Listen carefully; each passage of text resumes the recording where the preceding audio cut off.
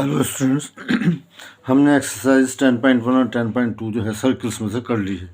अब हमें 10.3 करनी है, लेकिन उससे पहले दो थ्योरम्स हैं जिनके प्रूफ अभी कोर्स में नहीं है, लेकिन आपको मालूम होना चाहिए। उसमें लिखेगा मोटिवेट करना है कि इसमें कहा क्या गया है। तो ये थ्योरम पहली है, the perpendicular from the centre of a circle, यानी सर्किल के सेंटर से अगर एक परपेंडिकुलर खींचे कहाँ पर, टू ए कॉर्ड पर, तो उस कॉर्ड को दो बाइसेक्ट्स द कॉर्ड, यानी दो बाइसेक्ट यानी कि दो बराबर हिस्सों में बांट देता है। ये आपको प्रूफ करना है। ये मतलब आपको मालूम होना चाहिए, जो उन्होंने कहा मोटिवेट करें। तो ये है हमारे पास एक कॉर्ड है ए बी, ओ से जो है ये सीधा हमने परपेंडिकुलर ड्रॉ किया। तो आपको प्रूफ ये करना है कि ये हिस्से जो है दोनों इक्वल है, बाइसेक्ट कर रहा है। ये परपेंडिकुलर जो है इसे बाइसेक्ट कर रहा है। उसके लिए मैं ये कर रहा हूँ कि ए को ओ से ज्वाइन कर देता हूँ और हाँ थोड़ा ओ को बी से ज्वाइन कर देता हूँ ऐसे, सही है। और इन दोनों ट्रायंगल्स को आप कॉन्ग्रुएंट प्रूफ करें। और जैसे ही कॉन्ग्रुएंट प्रूफ कर देंगे इन दोनों ट्रायंगल्स को, कॉन्ग्रुएंट का मतलब होता है कि एक ट्रायंगल दूसरे को बिल्कुल ढक लेती है, यानी तीनों की साइडें बराबर हैं, तीनों एंगल भी बराबर हैं, मालूम होता है। उसका एक तरीका, कई तरीके हैं, तीनों साइडें बराबर हों, दो साइड बीच का एंगल बराबर हो, और RHS है और AS है, तो देखते हैं कौन सा लगता है। अब इन दोनों को कॉन्ग्रुएंट प्रूफ कर, मैं लिख नहीं रहा क्योंकि इसको से मोटिवेट करने के लिए उन्होंने कहा है, प्रूफ नहीं है यहाँ पे क्वेश्चन। ये मैंने क्या करा है, OA और OB को ज्वाइन कर दिया है। अब इन दो ट्रायंगल्स को हम कंसीडर कर रहे हैं। कौन कौन से ट्रायंगल को? ट्रायंगल OM को और ट्रायंगल OBM को। इन दोनों ट्रायंगल्स को हम देखते हैं। इनमें देखिए OA OB के बराबर है, ठीक है, radius of the same circle. OM जो है दोनों में कॉमन है, इस ट्रायंगल में भी है, इस ट्रायंगल में भी है। ये एंगल 90 का है, ये एंगल 90 का है, ये 90 का ये है। तो अब ये RHS क्या है कि दोनों R फॉर राइट एंगल, कि दोनों राइट एंगल होना चाहिए, हाइपोटेन्यूज बराबर होना चाहिए। हाइपोटेन्यूज 90 के सामने के होते हैं, दोनों बराबर हैं, और कोई सी साइड बराबर हो। तो फिलहाल यहाँ पर जो कौन सी साइड बराबर है, वो ये बराबर है, दोनों में कॉमन है। तो इस तरह से दोनों ट्रायंगल जो है कॉन्ग्रुएंट हो गई हैं, ठीक है। जब दोनों ट्रायंगल कॉन्ग्रुएंट होती हैं तो उनकी कॉरस्पॉन्डिंग साइड्स, कॉरस्पॉन्डिंग एंगल बराबर होते हैं। कॉरस्पॉन्डिंग यहाँ पर जो है, देखिए AM का कॉरस्पॉन्डिंग कौन सा है, आखिर के दो हैं, तो इधर से भी आखिरी दो लेना पड़ेगा। AM जो है BM के इक्वल है। इसका मतलब हुआ कि OM जो है AB को बाइसेक्ट कर रहा है। दोनों इससे बराबर हो गए तो इसका मतलब बाइसेक्ट कर रहा है। तो ये हमें प्रूफ करना था इस थ्योरम के अंदर, ठीक है। अगर सेंटर से किसी कॉर्ड पर परपेंडिकुलर ड्रॉ करें तो उस कॉर्ड को 2 इक्वल पार्ट्स में डिवाइड कर देता है। इससे अगली थ्योरम जो है वो इसका कन्वर्स है। कन्वर्स क्या होता है, जो इसमें गिवन था वो जो है वहाँ पर टू प्रूफ में आ जाएगा, जो टू प्रूफ है वो गिवन में आ जाएगा। वो यानी यहाँ पे हो गया, line drawn through the centre of the circle to bisect the chord in perpendicular to the chord. यानी एक line, the line drawn to the centre of the circle से खींची गई है और इस तरह से खींची गई है टू बाइसेक्ट द कॉर्ड, कि वो इस कॉर्ड को बाइसेक्ट कर रही है। वहाँ पे हमें प्रूफ करना था, यहाँ ये कह रहे हैं कि ये बाइसेक्ट कर रही है, यानी AM BM के बराबर हमें दिया हुआ है। तो आपको प्रूफ करना है इस परपेंडिकुलर टू द कॉर्ड, ये लाइन जो है इस पर परपेंडिकुलर होगी। ये एंगल M जो है तो इधर उधर दोनों तरफ 90 का होगा, या angle OM is equal to angle OMB होगा, ठीक है। इसमें भी आप देख सकते हैं, यहीं पर देख लेते हैं हम कि दोनों ये इन्होंने ज्वाइन कर दिया है डॉटेड लाइन से। अब इन दोनों ट्रायंगल को देखिए, OM को और OBM को। इसके अंदर OA is equal to OB है, radius of the same circle. OM दोनों में कॉमन है ना, कॉमन, इस ट्रायंगल में भी है, इस ट्रायंगल में भी है। ये AM BM के MB के बराबर, ये हमें गिवन है। ये तो कहा है ना कि यहाँ से लाइन खींचेगी बाइसेक्ट कर रही। तो दो ये जो है इस ट्रायंगल की तीनों साइडें इस ट्रायंगल की दोनों साइडों के बराबर हो गई। ट्रायंगल OAM इस कॉन्ग्रुएंट टू ट्रायंगल OBM किस रिजल्ट से हुई हैं, इसकी तीनों साइडें इसकी तीनों साइडों के बराबर है, तो इसे कहते हैं SSS से तीनों की दोनों की साइडें बराबर हो गई। अब जब ये दोनों साइडें बराबर हो गई, इन्होंने लिख दिया 90 का और हमसे पूछे क्यों, वाई। तो हम ये प्रूफ कर देते हैं। यह हमने प्रूफ कर दिया है कि दोनों ट्रायंगल कॉन्ग्रुएंट हो गई हैं, और जब कॉन्ग्रुएंट हो गई हैं तो इसमें ये जो है angle O M A, angle O पहला आखिरी बीच में ओ एम ए, इधर से भी आएगा एंगल ओ एम बी, तो एंगल ओ एम ए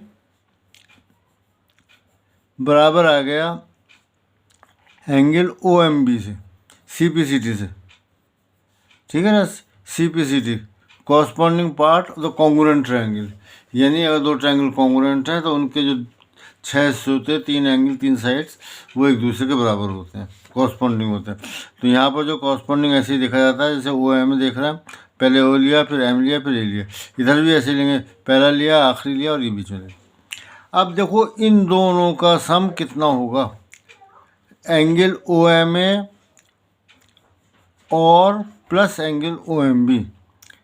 ये आपको मालूम होगा कि लीनियर पेयर बना रहे हैं, और लीनियर पेयर का सम 180 होता है। यानी अगर एक लाइन है उस पर दूसरी लाइन ऐसे आके मीट कर रही है, यहाँ ये मीट कर रही है, तो इन दोनों एंगल का सम 180 होता है, और हम इसे कहते हैं लीनियर पेयर। तो और इन दोनों का सम, तो ये हमने लिख दिया कि इनका सम 180 है, क्योंकि लीनियर पेयर है, ये ना लीनियर पेयर। अब ये दोनों बराबर हैं, angle O M A plus angle O M B, ये जो है बराबर है। तो मैंने क्या, दोबारा वही लिख दिया, angle O M A plus, क्योंकि दोनों बराबर हैं angle, O M A equal to O M B, तो हम ओ एम बी की जगह ओ एम ए लिख सकते हैं, ठीक है ना, O M B O M के, और ये बराबर हो गया 180। अब इन दोनों का सम कितना है, 2 ओ एम ए हो जाएगा, दोनों बराबर हैं, बराबर 180। इस तरह से एंगल ओ एम ए बराबर 180/2, और ये कैंसिल कर दिया 90। तो ये जो है 90 का एंगल हो गया, तो ये परपेंडिकुलर हो गया, ये इन्होंने लिखा था एंगल ओ एम ए, और एंगल ओ एम बी के बराबर, तो वो भी 90 है।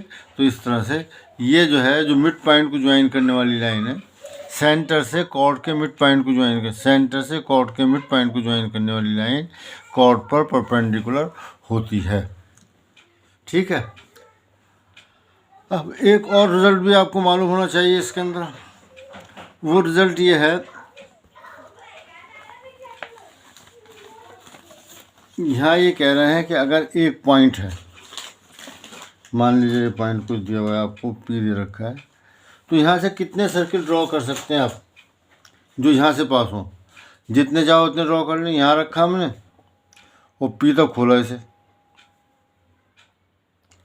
और ये एक सर्किल ड्रॉ कर दिया हमने ऐसे करके, यहाँ रखा, यहाँ से रख के खींच दो, यहाँ रखा, यहाँ से रख के, यहाँ से लेके यहाँ तक खोलो, कहीं भी रख दो पी तक खोल दो, कहीं भी रखो पी तक खोल, चारों तरफ जहाँ जहाँ चाहे रख दो, यहाँ रख के यहाँ तक खोल लो, तब खींच लो, यहाँ रख के। तो infinite number of sets pass through है पॉइंट। और अगर 2 पॉइंट्स है, 2 से कितने सर्किल, एक पी है और एक क्यू, इनसे कितने सर्किल पास हो सकते हैं, इनसे भी इनफाइनाइट पास हो सकते हैं। एक्चुअली इसका परपेंडिकुलर बाइसेक्टर खींचें अगर हम, जैसे ये लाइन दी हुई है, ये ले लेता हूँ, ये पी और क्यू मतलब परपेंडिकुलर बाइसेक्टर, मुझे आगे भी ज़रूरत पड़ेगी, इसलिए मैं आपको यहाँ परपेंडिकुलर बाइसेक्टर बता रहा हूँ, इसके क्वेश्चंस में भी एक जगह ज़रूरत पड़ रही है। ये लाइन है जिसे हमने ज्वाइन कर दिया, और ये पी और क्यू है। ये अगर आपको आता है परपेंडिकुलर बाइसेक्टर ड्रॉ करना तो अच्छी बात है, नहीं आता तो समझ लीजिए कि हमें पी इन पॉइंट्स पर, इन पी और क्यू पर प्रकार रखनी है, कंपास रखनी है, और इसको आधे से ज़्यादा खोलना है। ये आधा तकरीबन, देखिए कोई नापना नहीं है हमें, आधा तकरीबन यहाँ होगा ना, तो हमें इससे ज़्यादा खोलना है। वो कितना भी आधा ज़्यादा हो, कितना भी, चाहे वो यहाँ तक ले लो आप, ये यहाँ, इससे आधे से ज़्यादा हो। अगर आधे से कम लोगे तो ये काम नहीं करेगा, कटेगा। ये मैंने आधे से ज़्यादा खोला, और इसका परपेंडिकुलर बाइसेक्टर खींचो, 1 मिनट उससे पहले इसका हमें परपेंडिकुलर बाइसेक्टर खींचना है। तो वो परपेंडिकुलर बाइसेक्टर उसे कहते हैं जो इसे आधा भी करे और इस पर परपेंडिकुलर भी हो। तो देखो आधा लगभग कहीं यहाँ पर होगा, ये ज़रूरी नहीं कि ये हो, कहीं यहाँ होगा ये, और परपेंडिकुलर इस पर कैसा होगा, ऐसे सीधा होगा। तो जो हम आर्क लगाएंगे वो ऐसे लगाएंगे कि उस लाइन के ऊपर इधर उधर आए। ऐसा ना हो कि यहाँ से रखकर आप यहाँ आर्क लगा दो, कोई फ़ायदा नहीं होगा। यहाँ लगा दो तो पर यहाँ से रख के यहाँ लगा, तो ऐसा नहीं करना, हमें जो है इसके ऊपर लगाना, ऊपर नीचे, तभी मतलब जो है वो एक दूसरे को काटेंगे। ये मैंने आर्क लगाया और यही यहाँ रखे रखे मैंने यहाँ पर आर्क लगा दिया। ठीक है, जितने आर्क की लंबाई वहाँ थी वो यहाँ पर है। और अब यहाँ पर रखेंगे आप पी पर, बिल्कुल। अब इस आर्क को जो आपने लगाया है इसे काट दीजिए, ये काटा और ये काटा। ठीक है, समझ में आ गया। प्रकार पी और क्यू पर ही रखिए, पी से ऊपर और नीचे आर्क लगाए हैं, क्यू से भी ऊपर नीचे आर्क लगाएं, एक दूसरे को काटने लगे और लेकर अब हम इसे ज्वाइन कर देते हैं। जो ज्वाइन करना कोई प्रॉब्लम नहीं है। ज्वाइन करते वक्त ये ख्याल रखते हैं कि ये पॉइंट जहाँ पे इंटरसेक्ट कर रहे हैं ये जो है इन्हें मिलाना है, और वो स्केल से ऊपर रहना चाहिए ताकि आपको नज़र आता रहे कि आप सही मिला रहे हैं नहीं, वरना वो टेढ़ा, हाथ भी टेढ़ा होता है। ये जो है ज्वाइन हमने कर दिया, एग्जैक्ट देख लीजिए पॉइंट आ रहा है, और ये मैंने लेके ज्वाइन कर दिया। सही है। तो इस तरह से हम परपेंडिकुलर बाइसेक्टर खींचेंगे। अब एक्चुअली आप इसके अगर कहीं पर भी पॉइंट ले लो परपेंडिकुलर बाइसेक्टर, जैसे मैंने ये लिया, तो ये जो है पी और क्यू से बराबर फासले पर होगा। जैसे मैंने यहाँ ले लिया, कहीं भी ले लो और इसे पी तक खोल लीजिए आप, तो आप देखेंगे कि ये जो है क्यू के इधर बराबर आएगा, ये बराबर नहीं आ रहा, थोड़ा सा फ़र्क आ रहा है।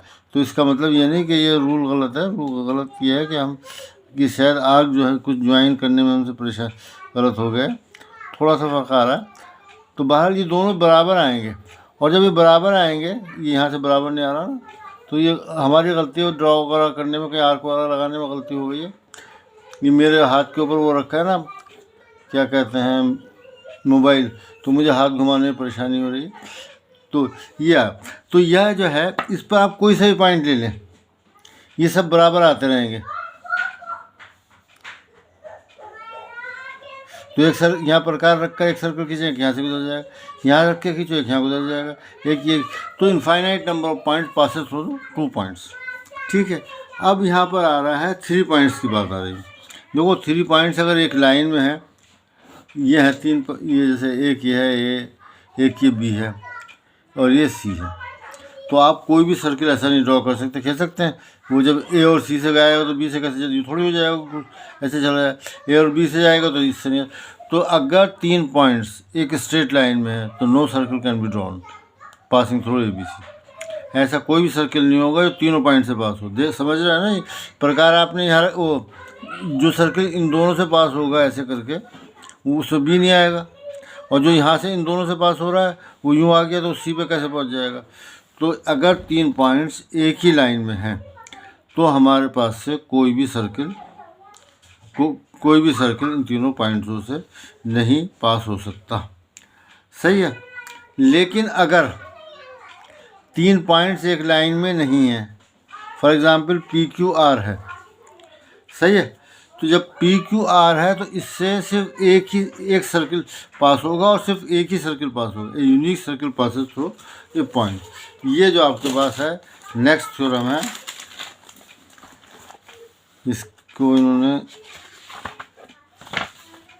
There is one and only one circle, एक यूनिक सर्किल जो इन 3 पॉइंटों से पास होगा। There is one and only one circle passing through 3 given non collinear points. याद रखिए, नॉन कोलिनियर पॉइंट्स कहते हैं जो एक ही लाइन में, नॉन कोलिनियर जो एक ही लाइन में हो।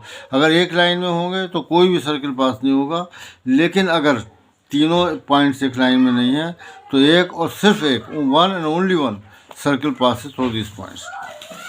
इसका भी रफ प्रूफ हम देख लेते हैं। ये हमने इसका एक ये आर्क मिला दिए, इसको इससे मिला दीजिए, इसको इससे मिला दीजिए। अब पी क्यू का परपेंडिकुलर बाइसेक्टर ये देखिए जा रहा है, और ये देख सकते हैं आप सेंटर से पास हो रहा है। सही है। ऐसे ही क्यू आर का हमें मालूम है परपेंडिकुलर बाइसेक्टर जो है सेंटर से पास होता है, तभी हमने क्यू आर का परपेंडिकुलर बाइसेक्टर भी ये जो है सेंटर से ही पास होगा। जहाँ दो लाइनें इंटरसेक्ट करेंगी वही पॉइंट इस सर्किल का सेंटर हो जाएगा।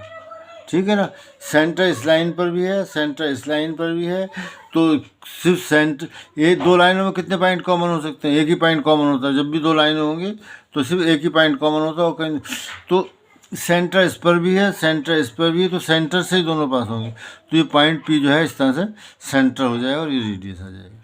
ठीक है, तो और क्योंकि एक ही पॉइंट पर इंटरसेक्ट कर रहे हैं तो सिर्फ एक ही सर्किल पास हो सकता है। तो थ्योरम ये थी कि अगर तीन नॉन कोलिनियर पॉइंट्स हैं, यानी एक लाइन में नहीं है, तो उनसे सिर्फ एक और एक ही सर्किल पास हो सकता है। तो ये हमारे क्वेश्चंस खत्म हो गए। इन जो थ्योरम्स या जो जिसको उन्होंने कहा था कि इसे पढ़ना है आपको, प्रूफ आपके कोर्स में नहीं है वही। अब आ जाते हैं हम एक्सरसाइज 10.3 पर। Can I draw different pairs of circle, जोड़े दो दो सर्किल खींचने आपको। How many points does each pair have in common, और ये देखना है उन दोनों में कितने पॉइंट्स कॉमन हैं। जैसे मैंने ये बताया दो लाइंस हैं, तो दो लाइंस या तो पैरेलल होती हैं तो उनमें कोई पॉइंट कॉमन नहीं होता, और अगर वो इंटरसेक्ट करेंगी तो सिर्फ एक ही पॉइंट पे कर सकती हैं और नहीं करेंगी, है ना। ऐसे सर्किल्स के बारे में पूछ रहे हैं कि अगर दो सर्किल हैं तो वो कितने पॉइंट्स पर एक दूसरे को इंटरसेक्ट करेंगे या कितने पॉइंट्स उनमें कॉमन होंगे। What is the maximum number of common points, तो ये बताना है maximum number of common points कितने हैं। तो हमें इन्होंने कहा कि डिफरेंट सर्कल्स ड्रॉ कीजिए, तो डिफरेंट सर्कल्स मैंने ड्रॉ कर रखे हैं। ये आ गए हमारे डिफरेंट सर्कल्स। अब ये मैं यहाँ खींचते तो काफ़ी टाइम लगता। एक सर्किल ये है, दूसरा सर्किल ये है, इनमें कोई भी पॉइंट कॉमन नहीं है। ठीक है, no point is common between them. अब एक सर्किल ये है, इसके अंदर दूसरा सर्किल कॉन्सेंट्रिक सर्किल है, इसका सेंटर भी ये है। इन दोनों में ये सर्किल तो ये आ गया। सर्किल समझ लीजिए, ये पूरा नहीं होता सर्किल, ये इंटीरियर कहलाता है। सर्किल का मतलब है लाइन, ये लाइन जो है, तो ये इसकी ये वाले लाइन कह रहा हूँ, सॉरी, ये कर्व जो है ये और ये कर्व, तो इनमें भी कुछ कॉमन नहीं है, इनमें कुछ कॉमन ही नहीं। यहाँ ही दो सर्किल हैं जो एक दूसरे को टच कर रहे हैं पॉइंट पी पर, तो यहाँ पर एक पॉइंट कॉमन है जिसे हम पी कह सकते हैं। तो there is only one point. तो या तो ऐसा था कि कोई भी पॉइंट कॉमन नहीं था, या एक पॉइंट कॉमन हो सकता है। ये बाहर टच कर रहे थे, एक्सटर्नली टच कर रहे थे। ये जो मैंने बनाया है इंटरनली टच करता हुआ बनाया ये। देखिए इनके सेंटर, एक का सेंटर ये वो है, एक का ओ डैश है। यहाँ से रख के सर्कल, यहाँ से रख कर ये खींचे, तो ये सिर्फ एक पॉइंट पर टच कर रहे हैं। सही है, तो इस केस में भी एक पॉइंट पर टच कर रहे थे, इसमें भी एक पर, इस पर कोई नहीं। ये जो केस है आपका, इसमें दो पॉइंट्स पर एक दूसरे को ये इंटरसेक्ट कर रहा है। ये एक सर्कल ये आ गया, एक सर्कल ये आ गया, दोनों एक दूसरे को पी और क्यू पॉइंट पर इंटरसेक्ट कर रहे हैं, यानी they have two points in common. तो यहाँ पर एक था और यहाँ दो थे और वहाँ कुछ भी नहीं था। इसमें फिर जो है वो कॉन्सेंट्रिक थे, ये भी सर्कल के अंदर सर्किल है, लेकिन ये कॉन्सेंट्रिक था, ये कॉन्सेंट्रिक नहीं है। ठीक है, ये एक का सेंटर हुआ है, एक को डैश, तो ये भी एक दूसरे को बिल्कुल नहीं छू रहे हैं, कोई पॉइंट कॉमन नहीं है। तो मैक्सिमम नंबर ऑफ पॉइंट जो हैं हमारे पास, मैक्सिमम नंबर जो है, ठीक है, मैक्सिमम लिखा है मैंने, समझ लीजिए ये इनमें दो पॉइंट्स कॉमन हो सकते हैं। यही आपसे ये पूछ रहे थे, सिर्फ इतना मालूम कर रहे थे, वो हमने बता दिया। अब आ जाएं नेक्स्ट क्वेश्चन पर। नेक्स्ट क्वेश्चन पर ये कह रहे हैं, suppose you are given a circle, एक सर्किल आपको दिया हुआ है। ठीक है, एक सर्किल ये दे रखा है आपको। Give a construction to find its centre, इसका सेंटर मालूम करने का तरीका बताइए। तो अभी बताया था कि सेंटर जो है दो पॉइंट्स के इंटरसेक्शन पर होता है। तो हमने इस सर्किल के ऊपर तीन पॉइंट्स ले लिए, पी क्यू आर। ठीक है, क्या लिया, पी क्यू आर, तीन पॉइंट्स लिए, और क्या करा फिर, पी क्यू का बाइसेक्टर खींच दिया, क्यू आर का बाइसेक्टर खींच दिया। ये दोनों पी पर इंटरसेक्ट करेंगे, तो ये हमें सेंटर मालूम हो जाएगा। ठीक है, इसका हमें कंस्ट्रक्शन देना है, ये मैंने ड्रॉ कर रखा था। ये तीन पॉइंट्स लिए, इस पर पी क्यू आर, पी और आर का जो है परपेंडिकुलर बाइसेक्टर खींचा, पी पर प्रकार रखी, आर्क लगा दिया, और ये नीचे ये आर्क लगा दिया, इधर आर पे प्रकार रखे, ये आर्क लगा दिया और ये आर्क लगा दिया, और इसे ऐसे करके ज्वाइन कर दिया। ऐसे ही आर क्यू का जो है परपेंडिकुलर बाइसेक्टर ड्रॉ किया, प्रकार आर और क्यू पे रखेंगे, आर पे रखा, ये आर्क लगाया, इधर आर्क लगाया, क्यू पे प्रकार रखी, इधर ऐसे काट दिया, ऐसे काट दिया, इसे ज्वाइन कर दिया। ये दोनों जो है पॉइंट ओ पर इंटरसेक्ट करेंगे and then O is the centre of the circle. इसकी हमें कंस्ट्रक्शन भी देनी है, तो वो मैंने यहाँ लिख दिया, take 3 points P Q and R on the circle, circle पे 3 पॉइंट ले लिए, join P R and R Q, इन्हें ज्वाइन कर दिया।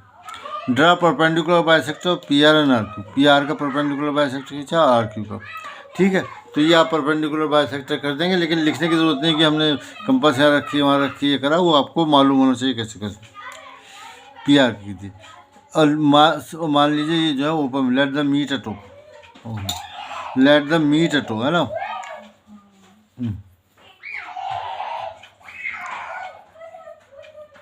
Late the meet at O, ये दोनों मान लीजिए ऊपर मिल जाते हैं, इन्हें मिलने, तो वो जो है सर्किल का सेंटर है, ठीक है। ये प्रूफ हो गया हमारे पास। अब आते हैं हम नेक्स्ट क्वेश्चन पर। इसमें ये क्या कह रहे हैं, if 2 circles intersect at 2 points, 2 circle कई तरह के हो सकते हैं कि बिल्कुल भी नहीं टच करें, ये बिल्कुल टच करें, लेकिन यहाँ जो केस है, यहाँ ऐसा केस है कि दोनों एक दूसरे को इंटरसेक्ट कर रहे हैं। Prove that the centre lies on the perpendicular bisector of the common chord, उनके दोनों के सेंटर जो है उन्हें ज्वाइन कर दिया। तो ये बताना है जो कॉमन कॉर्ड है उसको दो बराबर lie on the perpendicular bisector of the common chord, वो कॉर्ड्स कॉमन कॉर्ड्स के परपेंडिकुलर बाइसेक्टर पर होगा।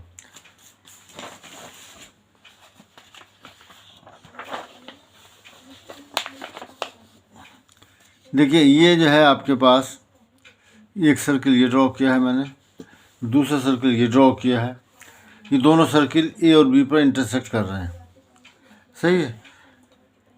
हमें प्रूफ ये करना है कि ओ और पी को, दोनों के सेंटर्स को अगर हम ज्वाइन करें तो वो ए बी का परपेंडिकुलर बाइसेक्टर होगा, यानी परपेंडिकुलर भी होगा बाइसेक्टर भी। परपेंडिकुलर का मतलब तो ये है कि ये एंगल 90 का होगा, ये वाला 90 का होगा, एक 90 होता है, दूसरा खुद ब खुद 90 हो जाता है, और एक ये 90 होना है और दूसरा ये 90 होना है।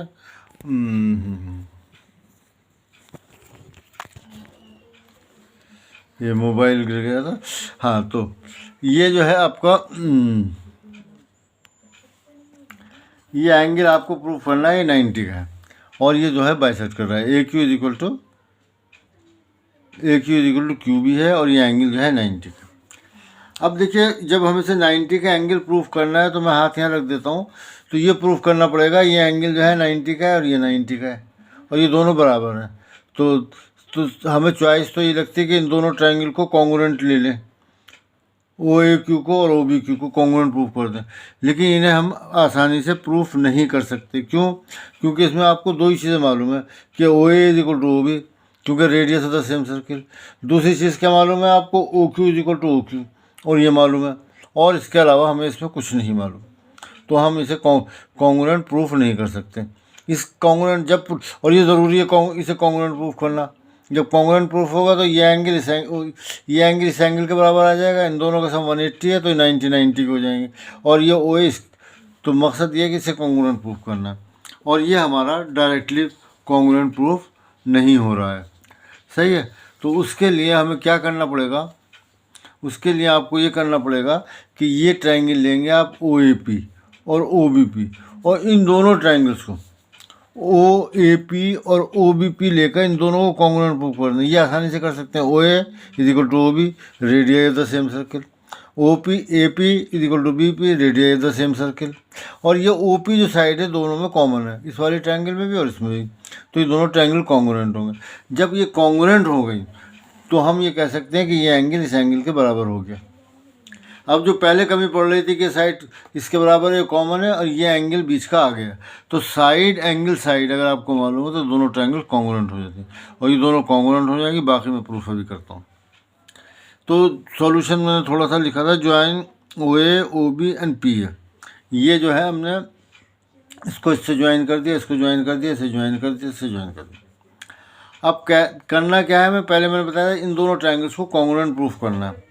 इन दोनों ट्रायंगल्स को कॉन्ग्रुएंट प्रूफ करना है हमें, तो वही लिख दिया है हमने, जो मैंने आपको बताया वो लिख सकता है। O A is equal to O B, radii of the same circle. A P is equal to B P, radii of the same circle, चाहो तो यहाँ पे भी लिख लो। उसके अलावा ओ पी जो है दोनों में कॉमन है। रिजल्ट ये निकला कि ट्रायंगल ओ ए पी और ओ बी पी दोनों कॉन्ग्रुएंट हो गई। Triangle O A P is congruent to triangle O B P. किस रिजल्ट से हुई है? देखो, ये साइड ली, ये साइड ली और ये साइड ली, तीनों साइड ही साइड ले रखी हैं, लिए हैं हमने। अब यहाँ पे भी देख सकते हैं तीनों साइड से, तो साइड साइड से तीनों कॉन्ग्रुएंट हो गई। जब कॉन्ग्रुएंट हो गई तो इनके तीनों साइड बराबर, तो कॉन्ग्रुएंसी में 6 हिस्से बराबर होता है, तीनों साइड 3 एंगल, तो इसके एंगल भी बराबर हो जाएंगे। ये वाला एंगल ओ ए पी और बी ओ पी, इसका मतलब हुआ therefore angle O A P, no sorry, therefore angle A O P, ये वाला एंगल है ना ए ओ पी, तो हमने कैसे लिया है यहाँ से देख लेते हैं। ये कॉन्ग्रुएंसी का रिजल्ट यहाँ से लिखा जाता है, वहाँ से नहीं। ए ओ पी, ए से शुरू किया है, बीच वाली टर्म से शुरू किया, इधर है, इधर भी होगा B O P, angle B O P, और ये किस वजह से हुआ है? इसे कहते हैं C P C T, corresponding part of the congruent triangle. तो सी पी सी टी से दोनों एंगल बराबर हो गए। तो हमें इन्हें बराबर क्यों करना था? बराबर हमें इसलिए करना था कि हमें ये छोटी ट्रायंगल्स लेनी थी। इसे आप और तरह से लिख लीजिए, और एक्चुअली दो किसी भी एंगल की अगर आप साइडों को प्रोड्यूस कर दें, किसी भी एंगल की दो, ये जैसे एक एंगल है, ठीक है, ये 30 डिग्री का है। अब मैं इसको साइड को आगे प्रोड्यूस कर रहा हूँ, कितने प्रोड्यूस कर दूँ, तो ये एंगल में कोई फ़र्क नहीं पड़ेगा, ये एंगल रहेगा, ठीक है ना, क्योंकि तो एंगल इंक्लिनेशन वो कहते हैं कि इस लाइन का इस पर कितना झुकाव है, तो इससे लंबाई से कोई फ़र्क नहीं पड़ रहा। तो इस यहाँ पर कहने का मतलब ये है, हमने ये लेना है ओ एंगल ए ओ पी, तो मैं इसे ऐसे भी लिख सकता हूँ, angle A O Q, A O Q, यहाँ तक लाइन नहीं लिखेगा, सिर्फ यहाँ तक ले ली, क्योंकि इस ट्रायंगल में ये दोनों लाइनें आएंगी। इसी तरह से इसे हम लिख सकते हैं एंगल बी ओ क्यू, ठीक है, ये दोनों चीज़ें एक ही हैं। अब इन दोनों ट्रायंगल्स को हम कॉन्ग्रुएंट प्रूफ करते हैं, इधर से आ जाते हैं। कंसीडर लिख दीजिए, इन लिख दीजिए, एक ही बात है। In triangle A O Q, एक तो ये ट्रायंगल ले लीजिए A O Q, and triangle B O Q, सही है। तो आप इसमें देखिए O A is equal to O B, reason क्या है? Radii of the same circle, दोनों सर्किलों की, ये भी सर्किल का रेडियस है, ये भी सर्किल का रेडियस है, तो radii of the same circle, और एक ही सर्किल के दोनों रेडियस क्या होते हैं? कितने भी रेडियस हो बराबर होते हैं, radii of the same circle. उसके अलावा ये एंगल भी लिख देता हूँ जो हमने यहाँ प्रूफ किया, angle A O Q is equal to angle A O Q is equal to angle B O Q, ये उतार रहा हूँ मैं यहाँ से, एंगल बी ओ क्यू। तो ये हमने ऊपर प्रूफ कर दिया, प्रूव्ड अबव। ये कहाँ से आ गया? ये हम पहले ही प्रूफ कर चुके हैं, सही है। अब क्या रह गया? और क्या तीसरी चीज़ क्या बराबर है? तीसरी चीज़ बराबर है O Q is equal to O Q, ये जो है कॉमन है,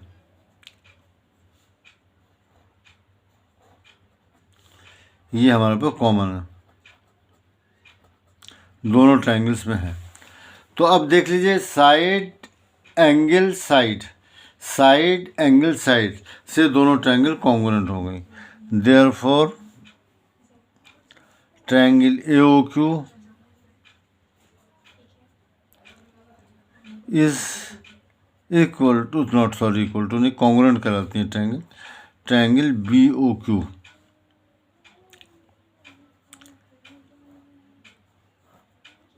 और ये कॉन्ग्रुएंट हुई हैं साइड एंगल साइड से, SAS से।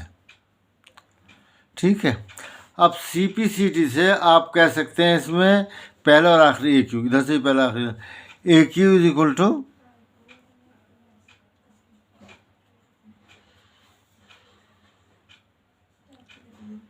कितने के बराबर आएगा, BQ।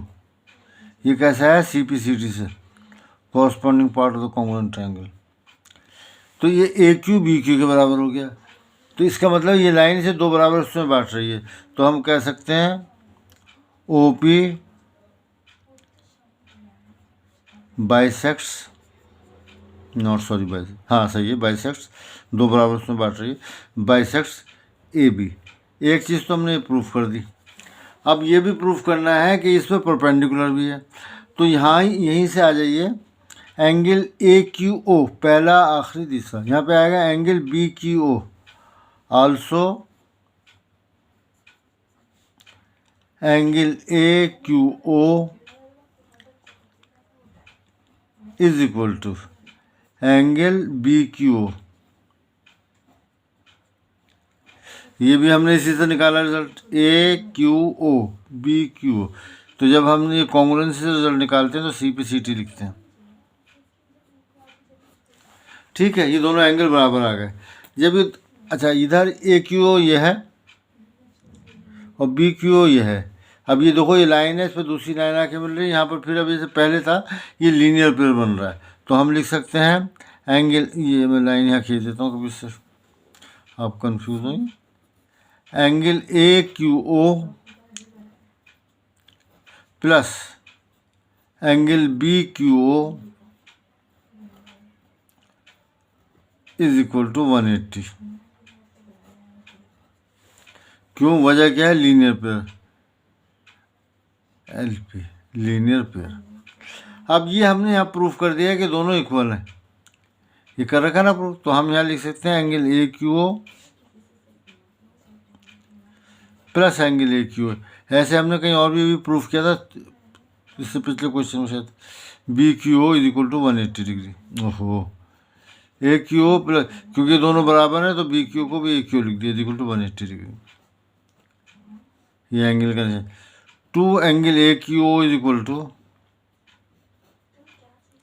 AQ और AQ को ऐड करेंगे तो 2 angle is equal to 180 degree, और angle AQO is equal to 180/2 यानी 90 डिग्री। 2 से काटा, 2 में 18, 0 हो गया। तो इस तरह से पहले हमने प्रूफ किया था कि AQ is equal to BQ, ये प्रूफ किया था। दूसरा ये प्रूफ कर दिया AQ 90 है, तो परपेंडिकुलर भी हो गया ये और बाइसेक्ट भी कर रहा है। मैं इसके आगे नाम लिख देता हूँ उन्हें। एक तो ये आया 1, ये आया हमारे पास 2, from 1 and 2, from 1 and 2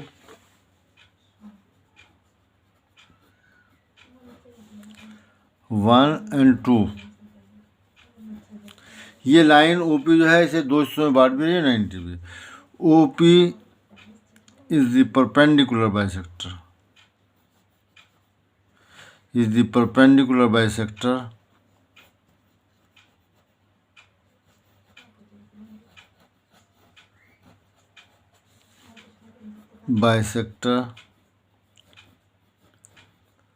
of AB।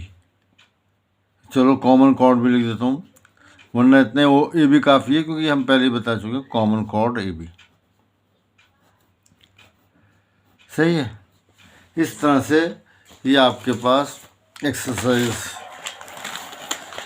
10.3 complete हो जाती है, और मेरे ख्याल से इतनी काफ़ी है। अब नेक्स्ट वीडियो में हम 10.4 करेंगे। ये ज़रा लंबे क्वेश्चन है, बड़े क्वेश्चन हैं, और फिर उसके बाद एक और एक्सरसाइज रह जाएगी, उसे करेंगे। ठीक है, थैंक यू वेरी मच। और इसे सब्सक्राइब अगर नहीं किया है तो कर दीजिएगा।